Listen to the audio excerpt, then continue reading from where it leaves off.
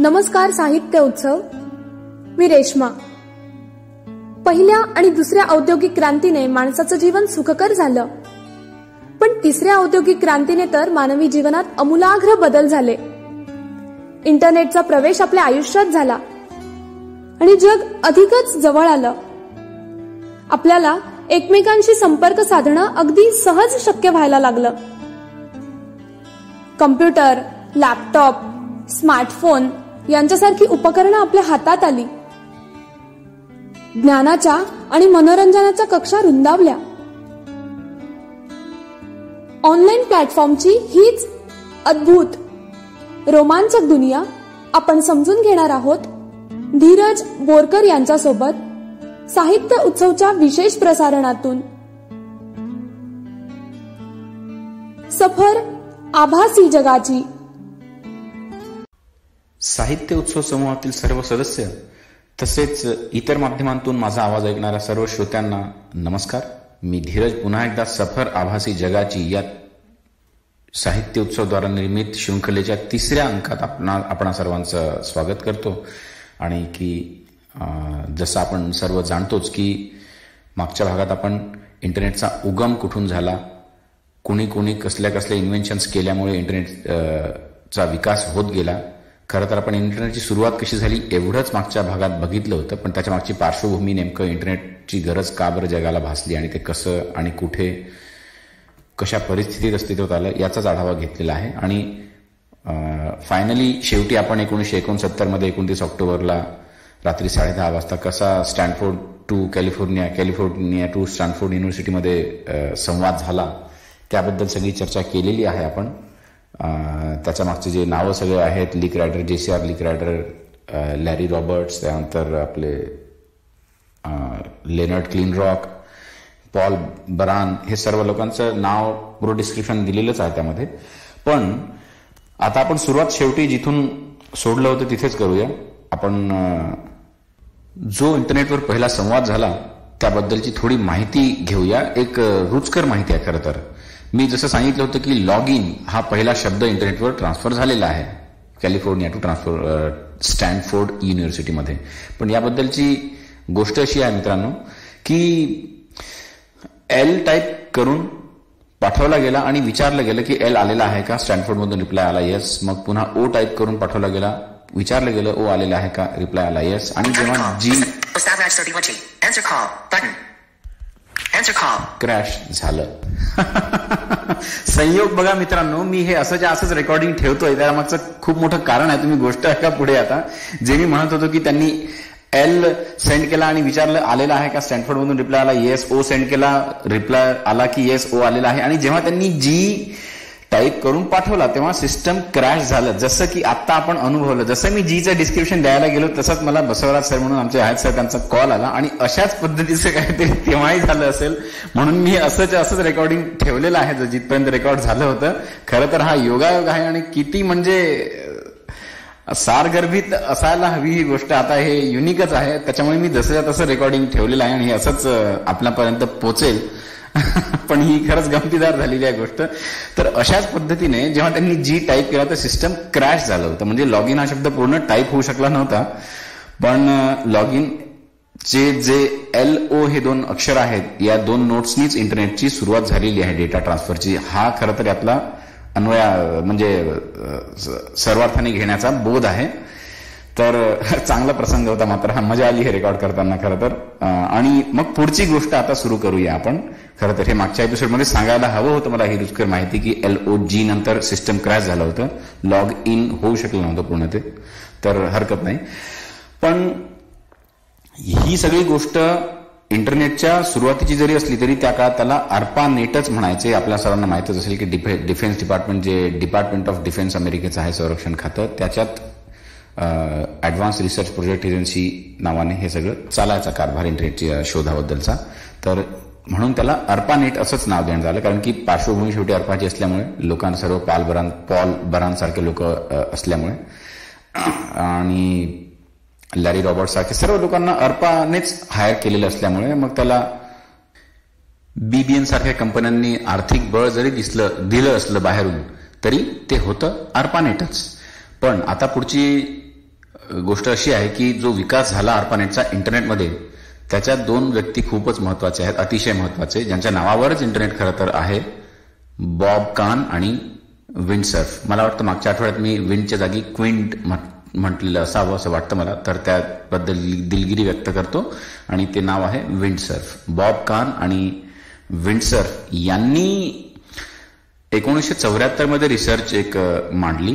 आता त्याच्यात पुन्हा एकदा आपण इतिहासात डोकावूया थोडंसं, 1 मिनिट, की 62-63 मध्ये 1900 JCR लिक रायडर यांनी जो सिद्धांत मांडला होता, जी रूपरेषा होती रिसर्चची, त्याच्यात त्यांनी म्हटलं होतं की आपण इंटर गॅलेक्टिक नेटवर्क स्थापन करायचं कम्प्युटर्सचं, आणि जगभरातल्या कम्प्युटर्समध्ये स्टोअर केलेली माहिती एकमेकांपर्यंत पोचता यावी, कळावी एकमेकांना. पण ते ARPANETमुळे तर काही शक्य होऊ शकलं नाही, कारण की ARPANETवर 1971 पर्यंत 2 वर्षात केवळ 18 कम्प्युटर्स जोडली गेली होती. मला वाटतं ते डिफेन्स खात्याचं असल्यामुळे त्यांना जरा संकुचित राहूनच काम करावं लागतं, म्हणून ते असावं. पण त्याचा बोध घेऊन, त्याचा अनुकरण करून इतर लोकांनी, इतर बिझनेस कंपन्यांनी आपली छोटी छोटी कम्प्युटर नेटवर्क्स बनवण्याची सुरुवात केली.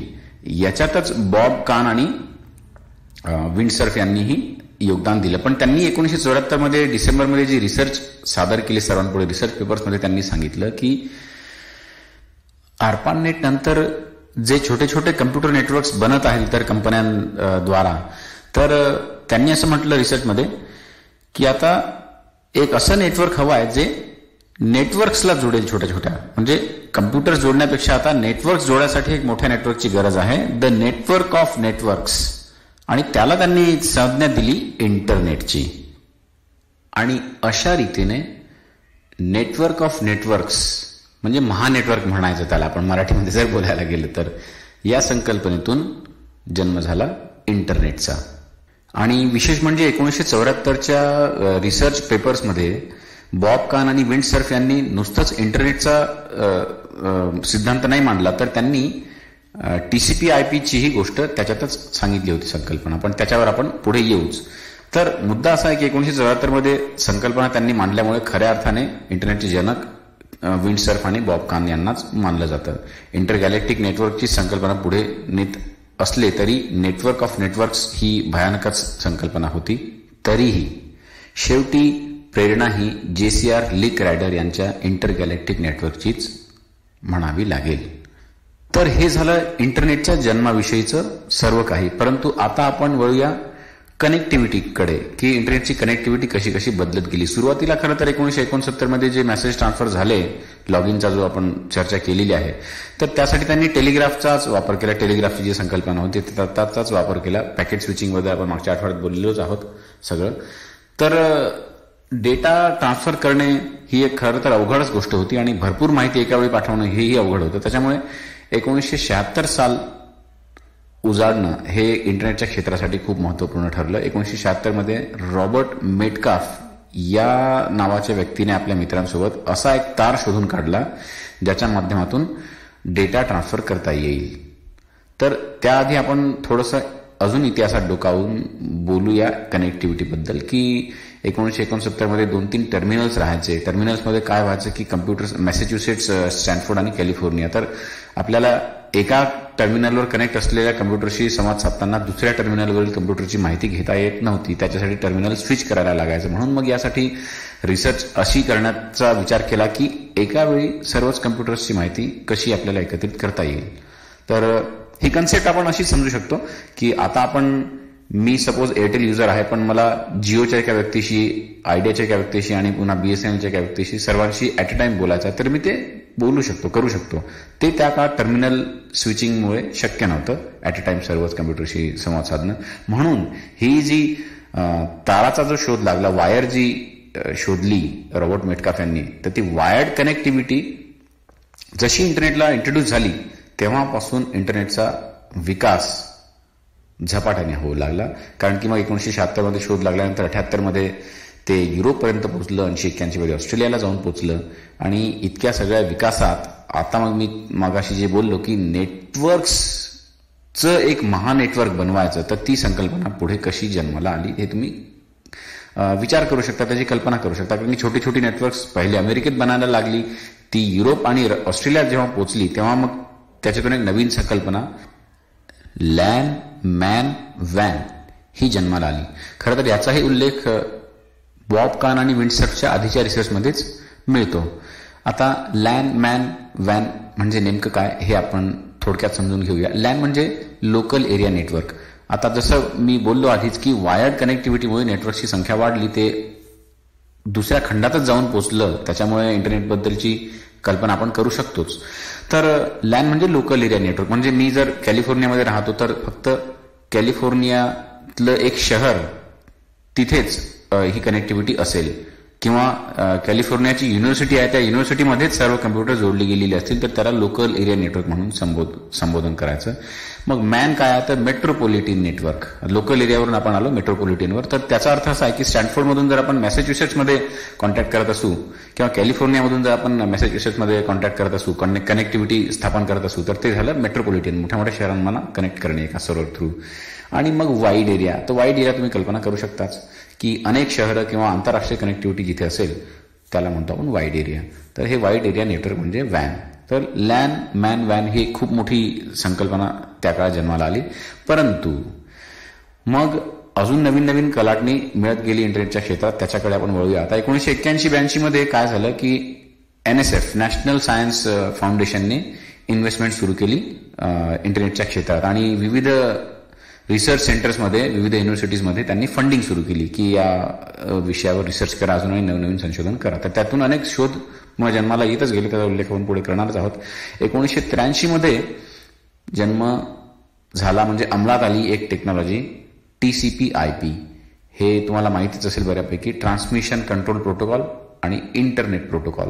म्हणजे जेही इंटरनेट युजर्स आहेत, माझ्याकडे कम्प्युटर आहे आणि मला जर इंटरनेट यूज करायचं असेल तर मला TCP/IP फॉलो करायला लागेल. 1 जानेवारी 1983 साली हे सुरू झालं.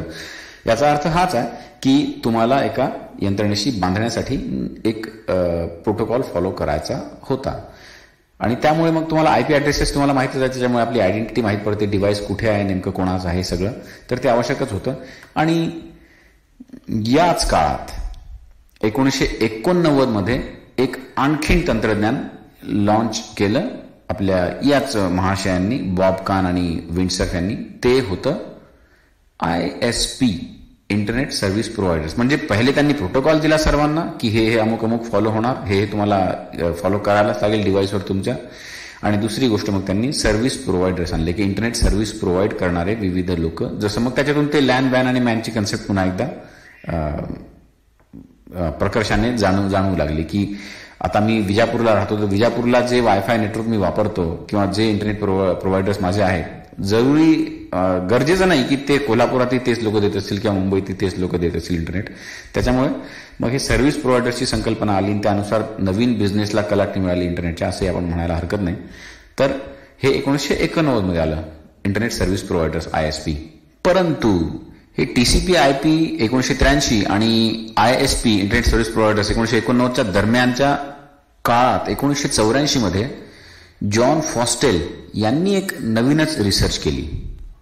हा 83-84चा काळ खरं तर म्हणजे असा होता की तेव्हा प्रत्येक कम्प्युटरची माहिती घेण्याकरता त्या कम्प्युटरला वेगळ्या वेगळ्या पद्धतीने म्हणजे सेपरेटली लॉग ऑन करायला लागायचं. एखाद्या पर्टिक्युलर कम्प्युटरची माहिती घेत असताना त्या पर्टिक्युलर कम्प्युटरवर लॉग ऑन करणं म्हणजे हे किती अवघड असू शकतं. त्याच्याबद्दल मग जॉन फॉस्टेलने काय केलं की काही संज्ञा बनवल्या ज्या आपल्याला सर्वांना खूपच अतिशय जिव्हाळ्याच्या आहेत.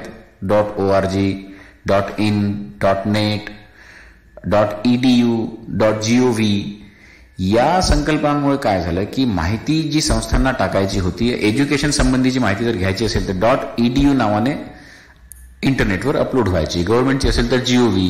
तर हे सगळं चालू असताना 1989 नंतर एक खूपच मोठं पर्व जे आज इंटरनेटचा जीव की प्राण आहे सुरू झालं 1990 मध्ये. ते म्हणजे WWW, वर्ल्ड वाईड वेब. याचे जनक आहेत ब्रिटिश वैज्ञानिक टीम बर्नर्स-ली. त्यांनी 1990 मध्ये सर्न इन्स्टिट्यूट जी स्वित्झर्लंडला स्थित आहे तिथे याचा संशोधन केलं, याचा आविष्कार केला. आणि अर्थातच वेब ब्राउझरही मग त्यांचंच पहिलं होतं जे नेक्सस म्हणजे नेक्स्ट कम्प्युटर्स जे होतं सिस्टम त्यावर चालायचं. आणि पहिली वेबसाईटही त्यांनीच बनवली होती. तर तीही 1991 मध्ये 6 ऑगस्टला सर्वांच्या माहिती करता म्हणजे सर्वांच्या अखत्यारीत आली. आपण कोणीही माणूस इंटरनेटवर ती साईट बघू शकत होता. पहिली साईट सर इन्स्टिट्यूट बद्दलच होती. त्याच्यात info.cern.ch अशी ती साईट होती खरं तर. आणि HTTP हा प्रोटोकॉल तेव्हा चालू झाला होता. आपणा सर्वांना माहितीच असेल, हायपर टेक्स्ट ट्रान्सफर प्रोटोकॉल. तर http://info.cern.ch अशी ती साईट होती. 1991 मध्ये सुरू झाली. आणि या साईटवर माहिती कुठली होती? www चा जन्म कसा झाला वगैरे वगैरे त्याबद्दलची माहिती होती की हे कसं काम करतं वगैरे. तर हरकत नाही. पण www म्हणजे वर्ल्ड वाईड वेब आल्यामुळे काय झालं की वेब सर्च आणि इंटरनेट सर्च या 2 शब्दांमध्ये सामान्य मनुष्य गफलत करू लागलो आपण सर्व की मी वेब सर्च करतो, मी इंटरनेटवर सर्च करतो. सर्वांचा असा समज झाला, त्याला आपण गैरसमजच म्हणू की इंटरनेट आणि वेब म्हणजे एकच गोष्ट आहे, वेब म्हणजेच इंटरनेट. पण ते तसं नाही आहे खरं तर. बोलताना आपल्याला असं वाटतं, वाक्प्रचारच काही गोष्टी आम्हाला येतात तेव्हा. परंतु इंटरनेट जे आहे ते डिव्हायसेसना कनेक्ट करणारं एक माध्यम आहे. परंतु माहिती ट्रान्सफर होत असताना ती माहिती संकलित करण्याचा एक प्लॅटफॉर्म आहे www. त्याच्यात वेगवेगळे वेब पेजेस आहेत, त्याद्वारे आपण माहिती मिळवू शकतो. पण म्हणून आपण जेव्हा इंटरनेट सर्च करतो किंवा वेब सर्च करतो असं म्हणतो, तेव्हा आपण वेब सर्चचा उपयोग करताना हे लक्षात घ्यायला पाहिजे की वेब म्हणजे इंटरनेट नव्हे. इंटरनेटच्या माध्यमातून ते काम करणारी एक यंत्रणा आहे जी माहिती संकलित करून आपल्यापर्यंत पोहोचवते किंवा आपण ती बघतो. पण ते आपल्यापर्यंत पोहोचवणारं माध्यम इंटरनेट आहे, कारण की ते कनेक्टिव्हिटी इंटरनेटची असल्यामुळे.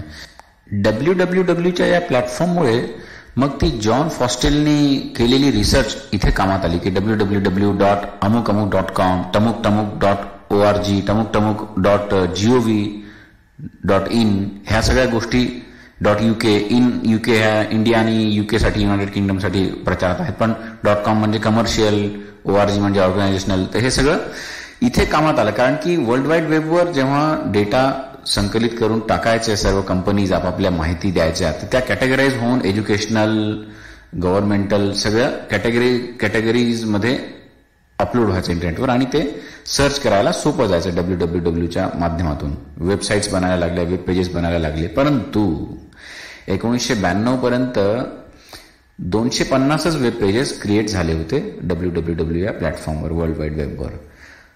मात्र 1993 नंतर हे चित्र बदलणार होतं, कारण की मार्क अँड्रीसन आणि त्याचे मित्र जेमी गावान्स्की यांनी एक जबरदस्त संशोधन केलं वेब ब्राउझरच्या स्वरूपात. मोझेक नावाचं ते ब्राउझर होतं. पण तत्पूर्वी मला असं सांगायचं इथे की ब्राउझर मोझेक जरी पहिलं असलं तरी हे त्या अर्थाने पहिलं वेब ब्राउझर नाही आहे, कारण की याआधीही बरीच ब्राउझर्स अस्तित्वात होती. खरं तर पहिलं ब्राउझर आपले टिम बर्नर्स-ली यांनीच इन्व्हेंट केलं होतं त्या आपल्या सर्न वेबसाईट सोबतच. परंतु 1992 मध्ये टोनी जॉन्सन यांनी एक ब्राउझर बनवलं.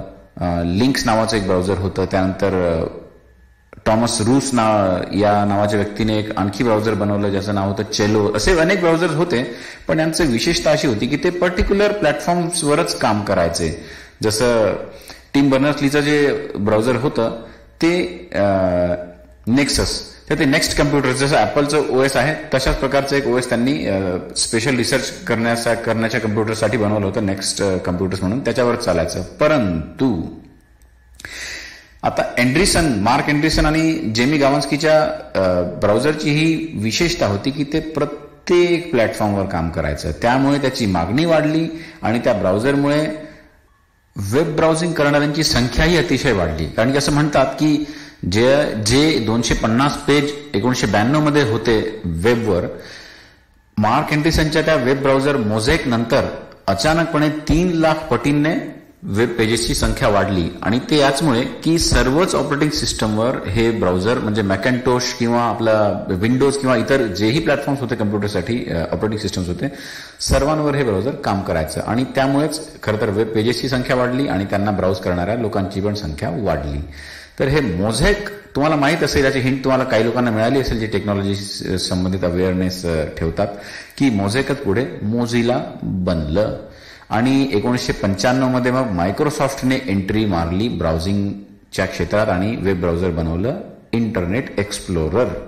परंतु 1998 मध्ये जोपर्यंत नेटस्केप कम्युनिकेशन कॉर्पोरेशन, हे खरं तर मोझेक जे ब्राउझर बनवलं होतं मार्क एंड्रेसननी, त्याच्या कंपनीचं नाव आहे नेटस्केप कम्युनिकेशन कॉर्पोरेशन, ती कंपनी अमेरिका ऑनलाईन या कंपनीने 1998 मध्ये विकत घेतली. पण 1998 पर्यंत मात्र 70% मार्केट शेअर याच वेब ब्राउझरकडे होता. पण 98 मध्ये कंपनी अमेरिका ऑनलाईनने विकत घेतल्यानंतर मायक्रोसॉफ्टच्या इंटरनेट एक्सप्लोररने मार्केट काबीज केलं. हा सगळा इतिहास आहे ब्राउझर्सचा. पण इथेच 1997-98च्या काळात एक नवीन क्रांती झाली इंटरनेटच्या कनेक्टिव्हिटीमध्ये. कारण की या काळात संशोधन झालं होतं वायफाय, वायरलेस फिडेलिटीचं. खरं तर वायरलेस फिडेलिटी हे 1992 सालीच नेदरलँडमध्ये पहिला प्रयोग करण्यात आला होता. AT&T आणि कुठलीतरी कंपनी, तिचं नाव आठवत नाही मला, पण ते 802.11 अशा प्रकारची एक संस्था होती. त्यांनी 1997 मध्ये अमेरिकेत वायफायची सर्व्हिस देणं सुरू केलं ऑफिशियली. पण पर्सनल सर्व्हिसही 1999 मध्ये सुरू झाली होती.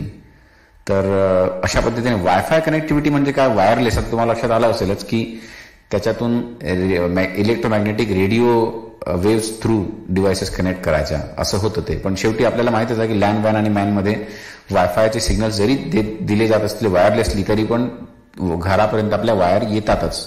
ऑप्टिक फायबर केबल नेटवर्क जे आहे त्याच्यातूनच वायफाय सर्व्हिसेस दिल्या जातात. पण कम्प्युटर्समध्ये वायर लावूनही आपण ती सर्व्हिस वापरू शकतो, वायरलेसलीही आपण वापरतोच. तर ह्या वायफायचाही जन्म याच काळातला आहे, ज्या काळात ब्राउझर्स नवीन नवीन जन्माला येत होती आणि लोकांचा वेब ब्राउझिंगचा अनुभव सुखकर बनवत होती. तर वायफायमुळे कनेक्टिव्हिटी, त्याची इंटरनेटची स्पीड, सगळ्या गोष्टी वाढत गेल्या. 2 Mbps होत गेलं 1999, 2001, 2003, 2007, 9, 13 मध्ये टप्प्याटप्प्याने वायफायचे अपडेट्स येत गेले. आता हे सर्व बोलून झालं आपल्या इतिहासाबद्दल, इंटरनेटच्या कनेक्टिव्हिटीच्या आणि अनुभवाच्या, की कसे कसे माहिती संकलित होऊन कुठल्या कुठल्या प्लॅटफॉर्मने माहिती मिळत गेली इंटरनेटची आणि सुविधाजनक कनेक्टिव्हिटी होत गेली. परंतु या दरम्यान मला शेवटी एक मुद्दा इथे छेडायचाच आहे, जो कॉन्स्पिरसीशीही संबंधित आहे आणि त्यात भारताचाही उल्लेख आहे. तर तो कसा सांगतो. Email, electronic mail. आपल्या सर्वांना माहित असेल की सर्व ऑफिशियल कम्युनिकेशन्स आपण आजही, इतके सारे कम्युनिकेशन्स, मीन ऑफ कम्युनिकेशन्स असताना, प्लॅटफॉर्म्स असताना, व्हॉट्सअप सारखे इझी गोईंग ऍप्स असतानाही ईमेल थ्रूच आपण ऑफिशियल कम्युनिकेशन्स करतो. म्हणजे ईमेलची महत्ता आपल्याला आजही माहित आहे, जाणतो आपण. तर या ईमेलचा शोध केव्हा लागला? 1971-72 मध्ये असं म्हणतात की अमेरिकेत ईमेल सर्व्हिस होती, काहींनी सुरू केली होती. परंतु यामध्ये भारत कसा एंटर होतो? तर भारताचे एक वैज्ञानिक, जे खरं तर त्यांचा जन्म मुंबईला झाला, पण ते नंतर अमेरिकेत स्थायिक झाले. त्यांचं हायस्कूलचं शिक्षण अमेरिकेत झालं, पुढे अमेरिकेतच अजूनही राहतात ते. त्यांचं नाव आहे V.A. शिवादुरई. मुंबईत जन्म झाला, पण 1978-79 मध्ये त्यांचा असा दावा आहे की हायस्कूलला असताना त्यांनी ईमेल सर्व्हिसचा शोध लावला. पण याला सर्व मताने मान्यता मिळत नाही. एक कॉन्स्पिरसी म्हणूनही म्हटलं जातं, पण आपल्या थिअरीने ते सिद्ध करतात की मी याचा शोध लावला. वादग्रस्त आहे ते, म्हणून म्हटलं की ही कॉन्स्पिरसी ही मानतात लोक, आणि आहे की नाही आपण ते सांगू शकत नाही. पण 1996 मध्ये हॉटमेल सर्व्हिस जेव्हा लॉन्च झाली ईमेल करण्याकरता, इलेक्ट्रॉनिक मेल पाठवण्याकरता, त्यातून खरं तर ऑफिशियल कम्युनिकेशन्समध्ये सुधारणा झाली आणि ऑफिस रिलेटेड डॉक्युमेंट्स आजही आपल्याला, म्हणजे बघू शकतो आपण इंटरनेटचे इतके काही प्रोटोकॉल्स आहेत, पण तरीही आपल्याला interview calls, resignation letters, joining letters, अजून कुठल्या आय कार्ड्स वगैरे सर्व माहिती जी कॉन्फिडेन्शियली असू शकते पण ऑफिशियल असते हायली, ती ईमेल थ्रूच मिळते आपल्याला. तर हे सगळं पर्व हॉटमेल आल्यानंतर सुरू झालं. पण फेसबुक, व्हॉट्सअपच्या अभावात 1998, 99, 2000, 2003 पर्यंत, 4 पर्यंत जीमेलही आलं 3-4 मध्ये. तोपर्यंत लोकांनी पर्सनल यूजसाठीही ईमेलचा उपयोग सुरू केला होताच, कारण की इतर माध्यमात तेव्हा नव्हती म्हणून.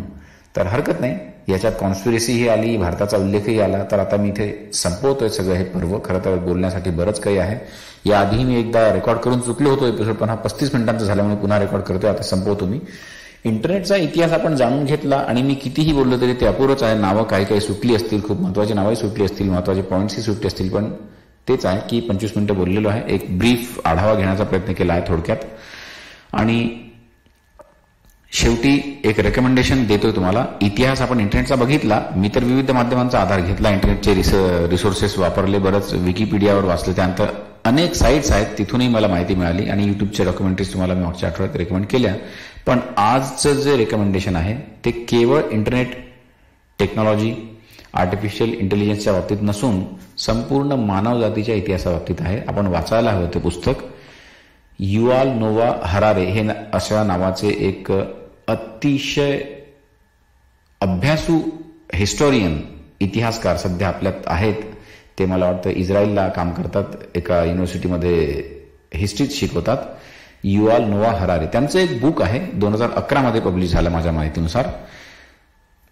बुकचं नाव आहे Sapiens, the brief history of Mankind. वाचायला पाहिजे आपण. त्यांनी माणूस आफ्रिकेतून, पूर्व आफ्रिकेतून इकडे कसा आला, मग तो युरोप आणि एशियामध्ये कसा विखुरला, हे सगळं तर सांगितलं आहे. पण एक पद्धतशीर रूट आहे त्यांच्या माहिती संकलनाचा आणि सांगण्याचा. ते बुक इंग्लिशमध्ये असलं तरी युट्यूबला अवेलेबल आहे, सेपियन्स नावानेच. इंडियन पॉडकास्ट म्हणून एक चॅनल आहे युट्यूबला, तिथे तुम्ही युट्यूबला सेपियन्स टाकलं तरी तुम्हाला बुक मिळून जाईल. आणि Sapiens the brief history of Mankind अशा नावाने ते पुस्तक आहे. वाचायला पाहिजे. त्यात नुसताच मानवाचा इतिहास नसून उत्क्रांती ज्या ज्या झाल्या, 3 औद्योगिक क्रांतींचा उल्लेख जो आपण आपल्या इंट्रोमध्ये होतो या कार्यक्रमाच्या, ते सगळं त्यांनी मांडलेलं आहे. आणि एक दृष्टिकोन मांडला आहे. देव, धर्म, विज्ञान, टेक्नॉलॉजी, आर्टिफिशियल इंटेलिजन्स या सर्वांचा उल्लेख त्यात झालेला आहे. आणि त्यानंतर एक 2 वर्ष आधी त्यांचं आणखीन एक पुस्तक आलेलं आहे, पण ते अजून मला भेटलेलं नाही आहे. हिंदीमध्ये तर नाहीच, इंग्लिशमध्येही नाही भेटलं. त्याचं नाव आहे the brief history of tomorrow. त्यात ते आपल्या उद्याबद्दल बोलतात. The brief history of tomorrow नावातच बघा किती मजा आहे. तर हे पुस्तक मी रेकमेंड करत नाही, कारण मी अजून वाचलेलं नाही स्वतः, पण वाचायला पाहिजे. जर मिळत असेल तर नक्कीच वाचा. पण the brief history of mankind नक्की वाचा.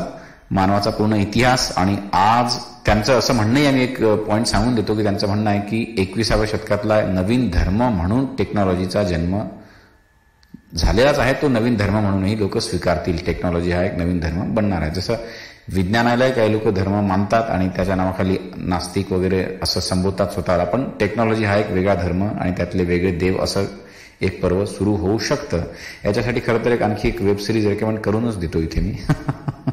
अल्टर्ड कार्बन नावाची एक नेटफ्लिक्सवर आहे वेब सिरीज. खरं तर सायफाय आहे, सायन्स फिक्शन असल्यामुळे ते समजायला कठीण जाते, पण ते जर आपण लक्षपूर्वक बघितलं तर त्यातही तीच कन्सेप्ट आहे की टेक्नॉलॉजीचा यूज करणारे लोक कसे देव बनलेले आहेत. ते स्वतःचा क्लोन बनवून, स्वतःचं माइंड स्टोअर करून वर्षानुवर्ष, म्हणजे 250 वर्ष जगतात, आपल्या मेंदूला जगवतात, है ना, आर्टिफिशियली अपलोड करून त्यांचा मेंदू, त्यांच्या सगळ्या आठवणी जिवंत राहतात. आणि बॉडीज त्यांनी क्लोनिंग करून जिवंत ठेवलेलं आहे. एखादी बॉडी नष्ट झाली की ते दुसरे पार्ट्स लावून बॉडी जिवंत ठेवतात. तर असा सगळा प्रकार आहे.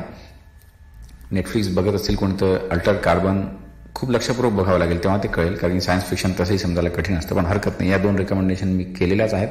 पण सेपियन्स नक्की वाचा, the brief history of Mankind. युट्यूबला आहे, इंडियन पॉडकास्ट नावाच्या चॅनलवर. याच नावाने हिंदी रूपांतरण त्या बुकचं आहे आणि अतिशय सुंदर वाचलेलं आहे. आवर्जून बघा, ते वाचाच. तर पुढच्या भागात आपण बोलूया इंटरनेट संबंधीच्या विकासाबद्दलच बोलू, पण थोडं कॉन्स्पिरसीज आणि थोडे एथिक्स, हा ना, इंटरनेटच्या एथिक्सबद्दल बोलू. आणि खरं तर आपलं नेहमीचं वाक्यही इंटरनेटच्या एथिक्सबद्दलच आहे की everything is legal on the internet, but what is right you decide. Sapiens, the brief history of mankind नक्की वाचा. Thank you very much. Have a nice time. भेटूया पुढच्या भागात. दर्जेदार साहित्याचा आणि कलाकृतींचा आस्वाद घेण्यासाठी जॉईन करा साहित्य उत्सव व्हॉट्सअप किंवा टेलिग्राम ग्रुप. जॉईन करण्यासाठी संपर्क करा 98 81 60 20 25 या क्रमांकावर.